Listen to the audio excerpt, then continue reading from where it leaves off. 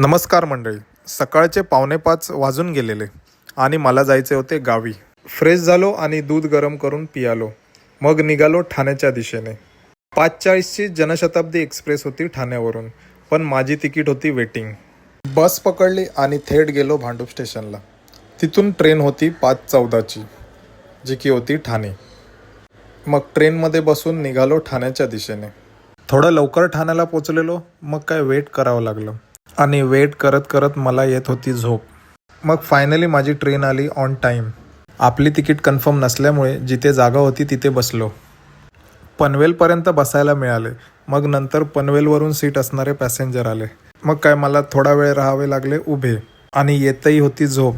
मग विचार केला डोरवर जाऊन बसायचा. डोरवर जाऊन बसलो आणि मस्त असा बाहेरील सीनचा नजारा घेतला. पाहत पाहत आले चिपळून आणि मग ट्रेन ऑलमोस्ट खाली झाली. मग काय मला मिळाली विंडो सीट. थोडी झोप काढली आणि नंतर बघतो तर आलेले रत्नागिरी. आणि परफेक्ट 1:15 वाजता मी पोहोचलो कणकवली स्टेशनला.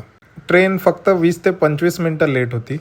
रेल्वे स्टेशनवरून निघालो कणकवली एस.टी. स्टँडच्या दिशेने आणि मध्येच मला माझा गावचा मित्र मिळाला, जो की जाणार होता घरीच.